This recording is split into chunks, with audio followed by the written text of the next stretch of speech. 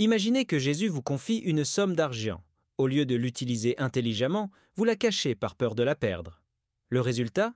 Non seulement vous ratez l'opportunité de la multiplier, mais vous recevez l'une des réprimandes les plus sévères de la Bible serviteur, mauvais et paresseux. Mais pourquoi Jésus a-t-il été si dur? Quel principe financier essentiel se cache derrière cette parabole? Dans la parabole des talents, Jésus ne nous enseigne pas seulement une leçon spirituelle, il nous révèle une vérité financière puissante. L'argent ne doit pas rester inactif, il doit croître.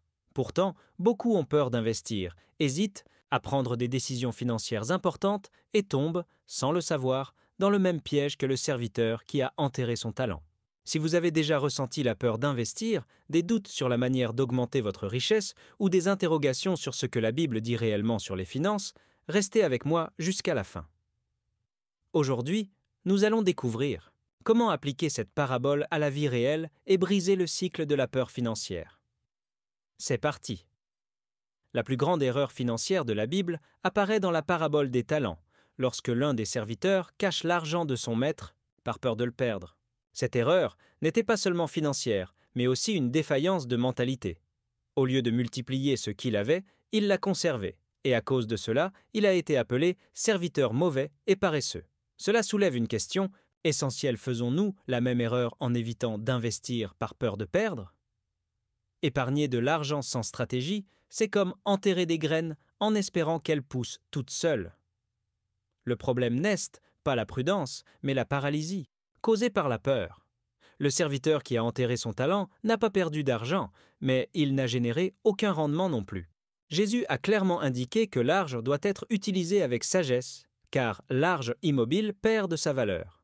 Utilisons-nous nos ressources de manière stratégique ou attendons-nous simplement le bon moment pour agir? Cette parabole nous enseigne une leçon profonde sur la mentalité financière.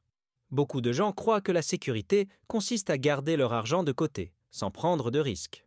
Pourtant, la véritable sécurité réside dans l'intelligence financière, dans la capacité à faire travailler son argent pour soi. Ce que nous apprend cette histoire, c'est que la peur de perdre peut être le plus grand obstacle à la croissance financière.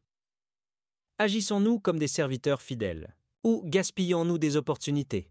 Dans la parabole des talents, le troisième serviteur est souvent rappelé pour une erreur tragique. Il a enterré son talent par peur. Jésus l'a réprimandé sévèrement, l'appelant un serviteur méchant et paresseux. Cela met en évidence une leçon financière cruciale. La peur de la perte conduit souvent à l'inaction. Combien d'entre nous gardons notre argent en sécurité sur un compte d'épargne pour le voir perdre de la valeur à cause de l'inflation? La vérité est que ne rien faire avec votre argent est un choix qui peut vous coûter encore plus à long terme que de prendre des risques calculés. Lorsque nous agissons par peur, nous ne voyons pas le potentiel de croissance et nos finances stagnent. La peur du serviteur de perdre le talent l'a empêché de connaître la possibilité de le multiplier. C'est la même chose dans nos vies financières. Nous pouvons avoir peur de faire des erreurs, mais éviter l'investissement ou les opportunités de croissance par peur peut être encore plus nuisible. En comprenant les principes bibliques de la gestion, nous sommes appelés à prendre la responsabilité de nos ressources et à les gérer avec sagesse. Jésus ne nous a pas appelés à enterrer nos talents, mais à les multiplier. Si vous vous retrouvez constamment effrayé par les décisions financières, rappelez-vous que la Bible nous encourage à avoir foi et à agir. La sagesse de Jésus nous encourage à surmonter la peur, à lui faire confiance et à avancer avec confiance. La parabole nous enseigne qu'il n'y a pas de croissance sans risque et pas de prospérité sans sortir dans la foi. Ne laissez pas la peur gouverner vos choix financiers, saisissez l'opportunité de faire fructifier votre richesse. Dans la parabole, le serviteur qui a caché son talent n'avait pas seulement peur de le perdre, il le retenait aussi. Cet acte de garder ce qu'il avait peut-être compris comme une forme de mentalité de rareté. Mais Jésus n'a pas prêché la rareté, il a prêché l'abondance. Le principe de l'abondance nous dit qu'il y a assez pour tout le monde si nous choisissons d'investir et de multiplier ce qui nous a été donné. Plutôt que de nous accrocher à ce que nous avons, la Bible nous enseigne à semer généreusement, à faire confiance à la provision de Dieu et à voir nos richesses se multiplier. Lorsque nous retenons des ressources, que ce soit de l'argent, du temps ou des compétences, nous empêchons le flux des bénédictions.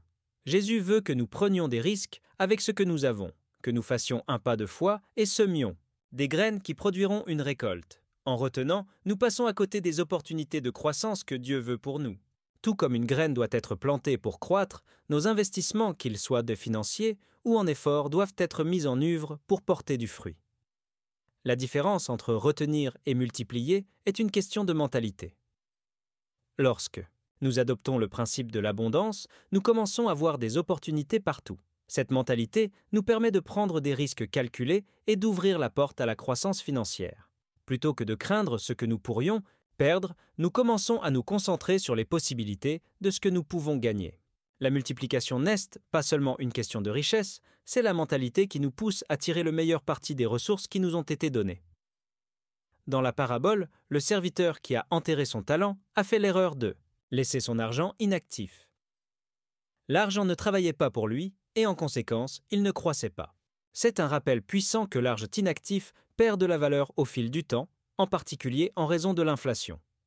Ce que nous ne mettons pas à travailler aujourd'hui perd son potentiel demain. La leçon ici est claire, la richesse est censée être multipliée, pas amassée.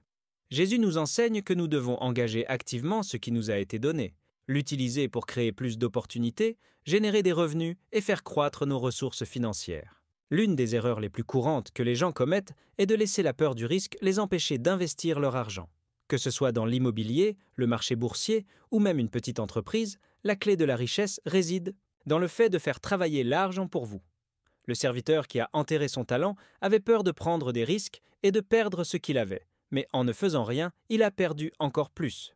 Pour construire de la richesse, vous devez accepter l'idée de prendre des risques calculés, sachant que le potentiel de croissance dépasse largement la peur de la perte. Ce principe ne s'applique pas seulement à l'argent, il s'étend à toutes les ressources. Si nous avons du temps, des talents ou des compétences que nous n'utilisons pas, nous les laissons aussi inactifs. Tout comme l'argent, si nous n'investissons pas activement en nous-mêmes ou dans notre avenir, nous perdons l'opportunité de croître. Le message de la parabole est que la richesse, sous toutes ses formes, doit être mise à travailler. Si nous voulons voir la multiplication, nous devons arrêter de cacher nos ressources et commencer à les utiliser judicieusement. La peur est l'un des plus grands obstacles à la croissance financière. Beaucoup de gens ont peur de perdre leur argent dans le marché, alors ils choisissent de le garder dans un compte d'épargne où ils ne croient pas. Cependant, la parabole nous enseigne que la peur de la perte conduit à la stagnation. Le serviteur qui a enterré son talent par peur n'a pas perdu uniquement de l'argent, il a perdu des opportunités de croissance. Dans le monde d'aujourd'hui, la peur d'investir peut vous empêcher d'accéder à la richesse que vous pourriez créer. Pour surmonter la peur d'investir, il est essentiel de commencer petit. Ne tentez pas de vous attaquer immédiatement au marché boursier ou de prendre des risques énormes avec votre premier investissement.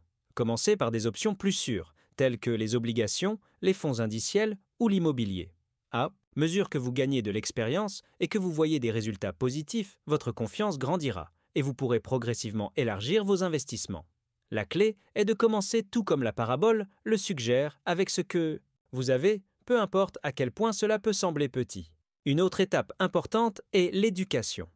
Plus vous comprenez les investissements, moins vous aurez peur. Investissez dans l'apprentissage de la finance personnelle, de la gestion des risques et des stratégies d'investissement. Les livres, les cours en ligne et les podcasts financiers sont d'excellentes ressources pour vous aider à développer vos connaissances. Rappelez-vous, investir ne dépend pas de la chance. Il s'agit de prendre des décisions éclairées et d'être proactif avec votre argent.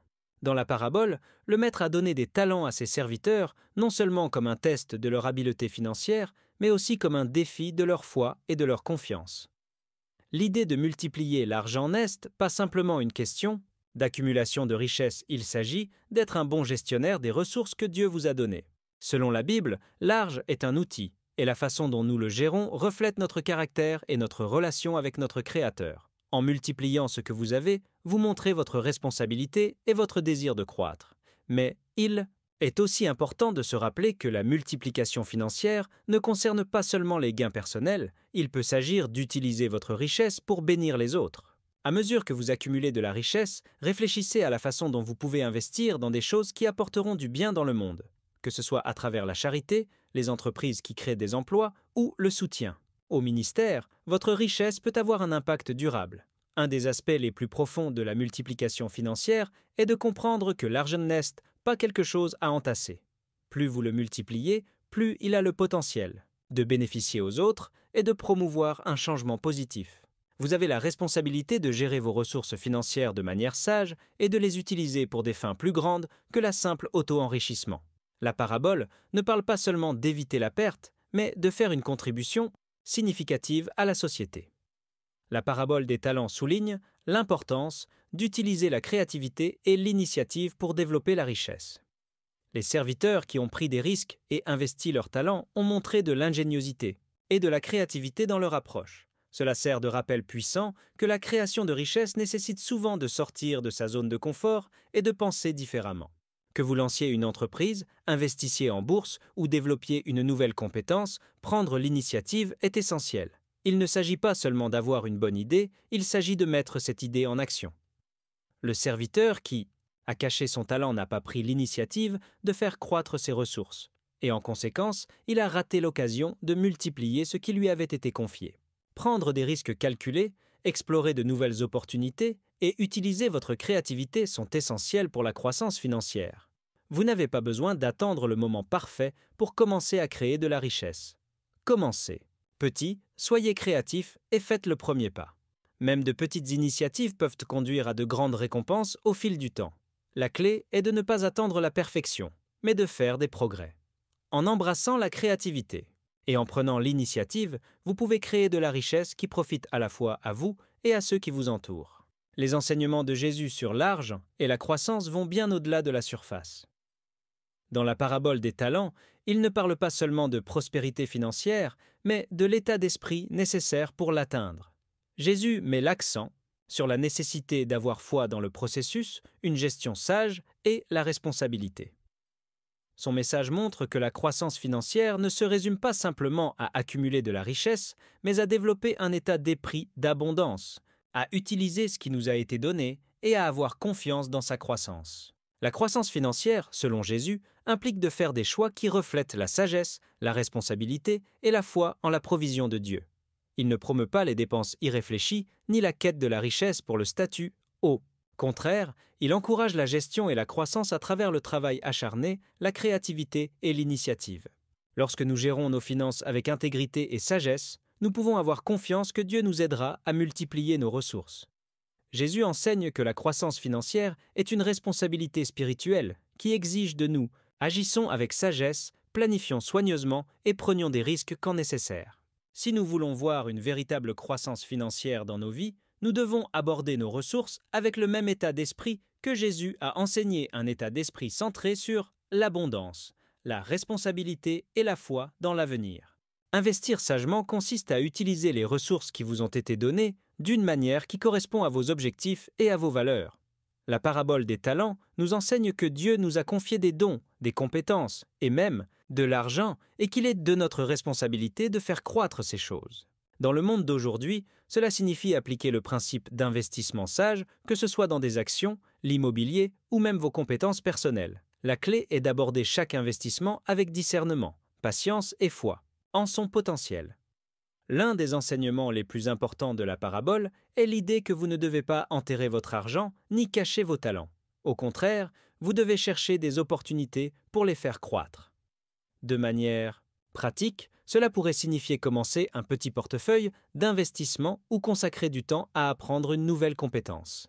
L'important est que vous travaillez activement pour multiplier ce que vous avez, plutôt que de laisser vos ressources stagner. Lorsque nous appliquons la parabole des talents à nos vies financières, nous nous rappelons que le succès ne vient pas de la passivité. Il vient de l'action, de la recherche de connaissances et de la prise de risques. Que ce soit en investissant votre argent ou en investissant dans votre propre éducation, la clé est de vous assurer que vous utilisez vos ressources d'une manière qui mène à la croissance et non à la préservation. La transformation d'un serviteur méchant en un serviteur fidèle commence par un changement de mentalité.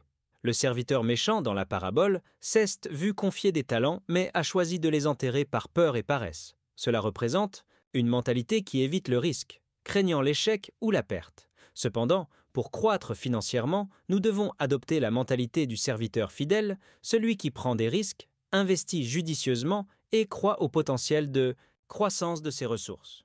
La première étape pour transformer votre mentalité financière est de reconnaître que l'argent est un outil et non quelque chose à conserver. Il doit travailler pour vous, pas rester inactif. La peur d'investir vient souvent d'un manque de compréhension, alors commencez par vous éduquer sur les bases de la finance. Que ce soit en lisant des livres, en regardant des vidéos éducatives ou en discutant avec des experts, plus vous aurez de connaissances, moins vous ressentirez de peur lorsqu'il s'agira de prendre des décisions financières. Enfin, rappelez-vous que la foi et l'action vont de pair. Le serviteur fidèle n'était pas passif, il a travaillé, investi et multiplié. Votre parcours financier exige une action similaire. Prenez les leçons de la parabole et appliquez-les à votre propre vie. Ne laissez pas la peur vous empêcher de faire croître votre richesse et de devenir un bon gestionnaire de vos ressources. En réfléchissant sur la parabole des talents, il devient évident que Jésus nous enseignait bien plus qu'une simple leçon sur l'argent. Il nous enseignait la responsabilité, la croissance et le pouvoir de gérer judicieusement les ressources qui nous sont confiées. Le choix entre enterrer nos talents par peur ou les utiliser pour les multiplier et croître est le choix que nous devons faire chaque jour. C'est un choix qui déterminera si nous vivons dans la pénurie financière ou dans l'abondance. Alors, que ferez-vous aujourd'hui? Allez-vous continuer à laisser la peur vous retenir d'investir et de faire croître votre richesse? Ou allez-vous passer à l'action, entrer dans le monde de l'investissement intelligent et commencer à multiplier vos ressources?